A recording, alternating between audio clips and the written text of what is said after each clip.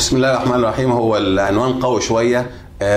بنتكلم عن مجلس الشعب ذو الصبغة الإسلامية أو المتمسلمة أو السياسة التي تلبس لباس الإسلام وكأنهم يتكلمون عن أعرف إن الإسلام ليس فيه إقصاء. يعني الموضوع دلوقتي مجلس الشعب حاليا بيطالبوا إن هم يقصوا الحكومة تماما، يقصوا الفلول تماما، مش عايزين أي حد خالص يدخل. وطبعا حربهم ضد الليبراليين معروفة، ففي لغة من لغات الإقصاء اللي كتبتني لسه بيحذر لو الحكومة ما استقالتش في خلال مش عارف يوم الأحد الجاي أو يوم الاثنين هيبقى مش عارف في إيه، وفي ابتدى في تهديد.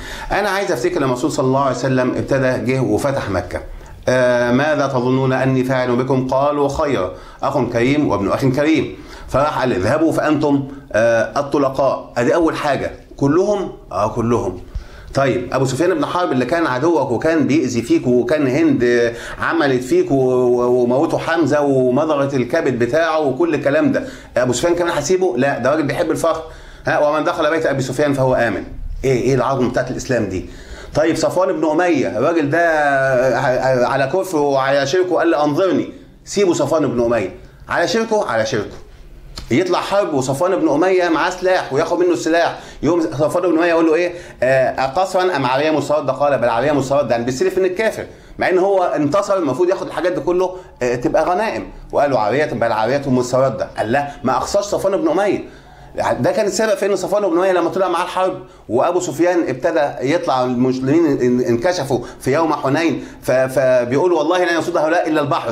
ده مين اللي بيقول؟ ابو سفيان اللي هو كان المفروض يكون على النفاق، يعني لسه ما اسلمش، اول ما دخلش الايمان في قلبه. يوم يقف صفوان بن أمية يقول له ايه؟ ويحك يا رجل، والله لان يؤدبني رجل من العرب خير من ان يؤدبني رجل من الاعراب. يعني لما ابقى اسير عند سيدنا محمد عليه الصلاه والسلام اللي هو من العرب الاصيل احسن ما اكون اسير عند دول. ده صفوان بن أمية اللي على شركه. ويسلم صفوان بن أمية ويسلم ابو سفيان بن حرب واولاده، وياخدوا من الاسلاب والاغنام ما اعطاهم رسول الله صلى الله عليه وسلم، لم يقصي احدا. ده رسول الله صلى الله عليه وسلم. طيب انتوا دخلتم بانكم انتم مسلمين، طب فين ليه اسلوب الاقصاء اللي انتوا بتعملوه؟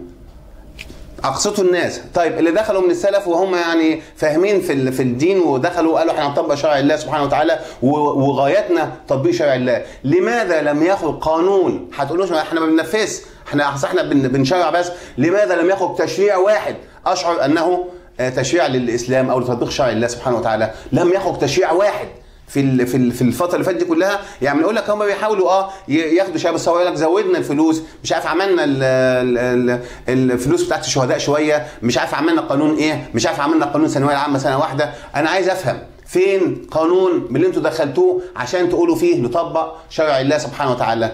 انتم الاثنين الاغلبيه اللي موجوده في المجلس وداخلين وتقولوا للناس ان انتم داخلين عشان تطبقوا شرع الله سبحانه وتعالى، ولم يخرج في هذه المده كلها قانون واحد بيدل انك انتم داخلين عشان تطبقوا شرع الله. انا مش بصرف النظر ان انتم تطبقوه او ما تطبقوهوش او ان هو ده الهدف بتاعكم او ان هو ده الهدف بتاعنا، مش ده الموضوع. اللي انا عايز اقول ان الوعود الانتخابيه التي تطلق كثيرا ما تطلق، انا عارف كويس قوي ان هي في النهايه ما بيتطبقش منها الا اللي انتوا هتقدروا تعملوه او اللي انتوا عايزين تعملوه، والتمسح بالاهداف الكبيره الساميه التي تعلنونها لم تكن هذه متفقه مع الاسلام. مش الاسلام دين، مش دين اقصاء، الاسلام دين مساواه، الاسلام بيقترب من كل الفئات وعلى حد سواء. الاسلام نصر يهودي على مسلم ونزلت فيها ايات قرانيه. الاسلام لا يرضى بالظلم. أنا نصر يهودي على مسلم وكان في حكم معين وطبق الإسلام، والإسلام